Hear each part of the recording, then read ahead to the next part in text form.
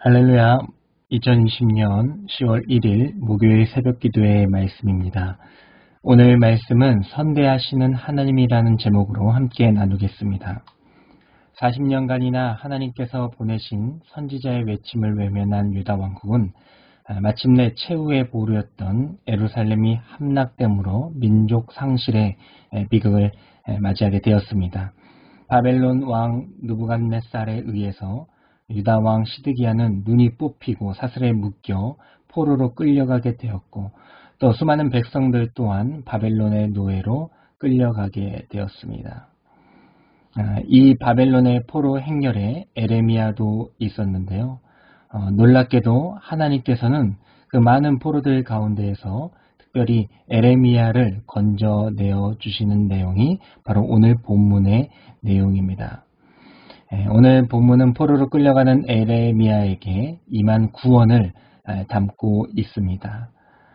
더 이상 구원을 바라볼 수 없는 그 상태, 모든 것을 잃어버린 그 상태에서 하나님의 구원하심을 입게 되는 것입니다. 우리는 절망적인 환경 그런 가운데에서도 하나님의 사람을 구원하시는 그 하나님의 사랑을 발견해야 합니다.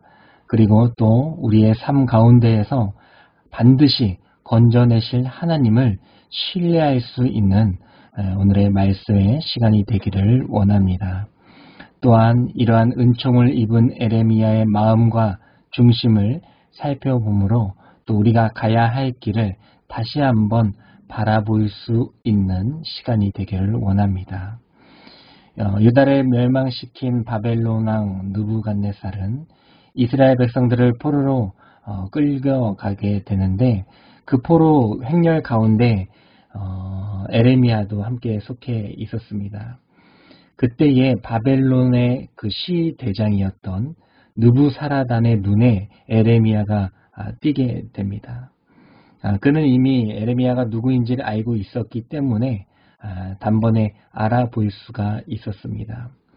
비록 에레미야가 패망한 나라의 포로 신분이지만 그는 정의롭고 또 신실한 신앙을 소유한 사람임을 알고 있었던 것입니다.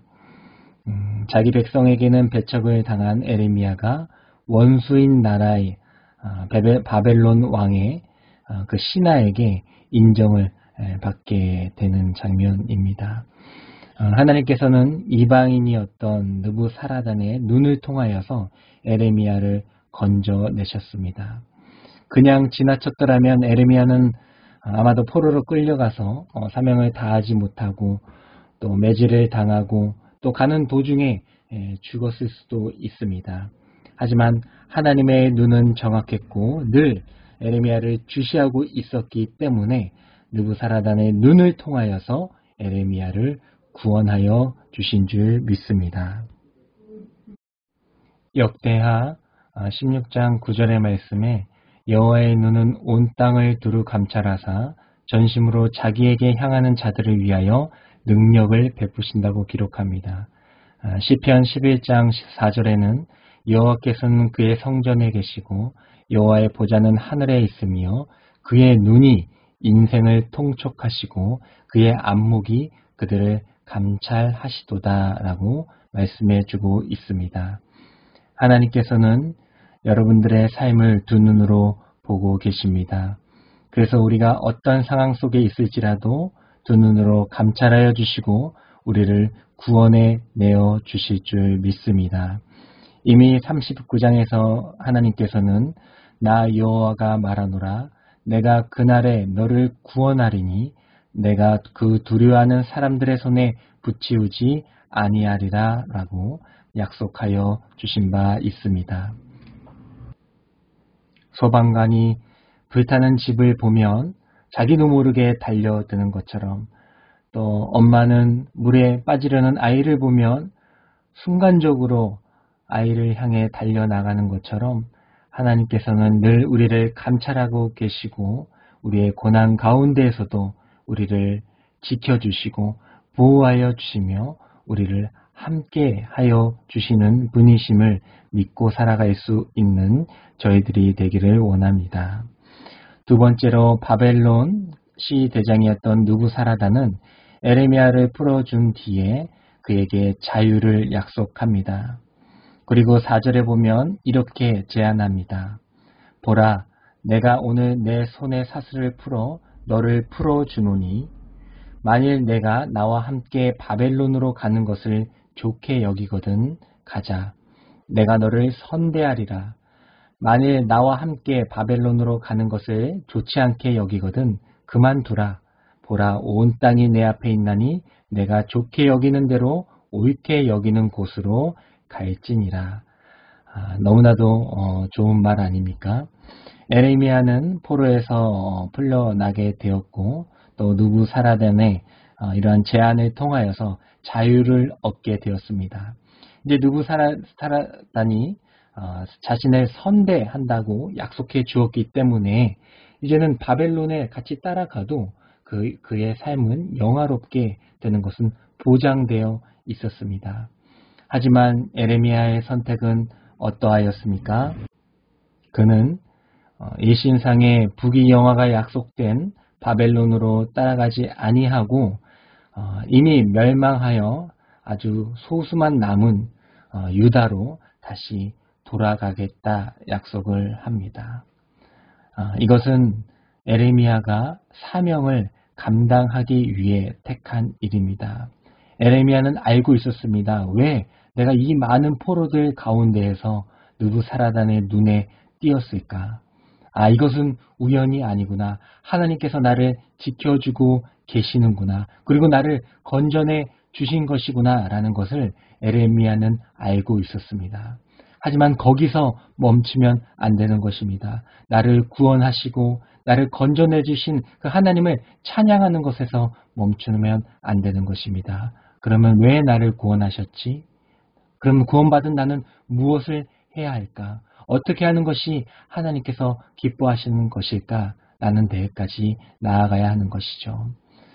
에레미야는 하나님께서 기뻐하시는 것이 무엇인지를 알고 있었습니다. 그것은 바로 남유다에 돌아가 하나님의 말씀을 끝까지 전하는 사명을 감당하는 것입니다. 느부사라단에 내가 너를 선대하겠다. 너무나도 좋은 말입니다. 그리고 확실한 말입니다. 하지만 성도는 이 세상의 어떠한 말보다 이 세상이 어떻게 나를 선대할지라도 하나님께서 나를 선대하기를 원하며 그 삶을 살아가는 것이 바로 성도의 삶인 것입니다. 시편 119편 65절에 여호와여 주의 말씀대로 주의 종을 선대하셨나이다. 시편 145편 9절에 여호와께서는 모든 것을 선대하시며 그 지으신 모든 것에 긍휼을 베푸시는도다. 사람의 선대보다 하나님의 선대하심을 믿고 살아갈 수 있는 저희들이 되기를 원합니다. 물론 사람의 선대가 나빠서가 아닙니다. 성도는 다만 그 길이 어찌되었든 하나님의 선대하심을 받고 살아가는 것이 진정한 복이라는 것을 알고 있기 때문에 그 길을 따라가는 것입니다. 하나님께서는 선한 목자이십니다. 우리는 한 치 앞도 보지 못하는 양들입니다. 우리는 이 세상에서 아둥바둥 살아가게 됩니다. 한 치 앞도 볼 수 없으면서 아둥바둥 살아갑니다. 하지만 하나님의 말씀을 의지하며 살아가는 성도에게는 진정한 평안이 있는 것입니다. 우리를 선대하시는 하나님께서 우리를 푸른 초장과 실만한 물가로 반드시 인도하여 주실 것이라는 것을 믿고 살아가는 것이 마음의 평안을 얻을 수 있는 비결이 되는 것입니다. 어린 양과 같은 우리, 미련하고 약하지만 목자이신 하나님은 늘 우리를 감찰하여 주시는 줄 믿습니다. 그리고 원수와 사망의 음침한 골짜기에서 반드시 건져내 주실 것입니다. 우리는 이 세상의 선대함보다 하나님의 선대하심을 따라 살아가야 합니다. 그리고 하나님, 나 같은 죄인을 선대하시니 제게 부족함이 있겠습니까? 하며 다윗과 같은 고백을 하며 살아가야 하는 줄 믿습니다. 오늘 말씀을 통하여서 여러분들에게 늘 함께하고 계시고 바라보고 계시는 그 하나님을 기억하시고 또 이 세상에 눈에 보이는 선대함보다 보이지 않는 하나님의 선대하심을 믿고 살아갈 수 있는 저희들이 되기를 간절히 소망합니다. 기도하겠습니다. 하나님 아버지 감사합니다. 하나님의 말씀대로 저희를 선대하여 주심에 참으로 감사드립니다. 주님께 아무것도 드릴 것도 없고 정말 주님 앞에 너무나도 보잘것없는 저희지만 하나님의 긍휼하심으로 늘 우리를 선대하시는 하나님을 찬양하기를 원합니다. 오늘도 주님께서 우리를 선대하신 것처럼 우리 또한 하나님의 귀한 이웃들을 사랑하며 선대할 수 있는 저희들 또 오늘 귀한 추석의 시간이 될 수 있도록 주님 역사하여 주시옵소서. 예수님의 이름으로 기도드립니다. 아멘.